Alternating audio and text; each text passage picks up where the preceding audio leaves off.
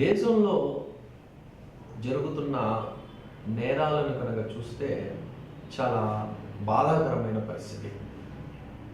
మన దేశంలో ఉన్న దేశద్రోహ ఆర్ఎస్ఎస్ బీజేపీకి సంబంధించిన వ్యక్తులు నిరంతరం గుండెలు బాదుకుంటూ ఉంటారు. హిందువులు ప్రమాదంలో ఉన్నారని, హిందువులకు ఏదో నష్టం జరుగుతూ ఉందని. ఈ ఆర్ఎస్ఎస్ బీజేపీ వారికి నా సూటి ప్రశ్న, భారతదేశంలో వెస్ట్రన్ కల్చర్, పాశ్చాత్య సంస్కృతిని ప్రోత్సహిస్తుంది మీరు కాదా? భారతదేశంలో పబ్బుల్ని, మద్యపానాన్ని, అలానే ధూమపానాన్ని, గుట్కాలని, ఇలాంటి వాటిని మీరు కాదా పెంచి పోషిస్తుంది?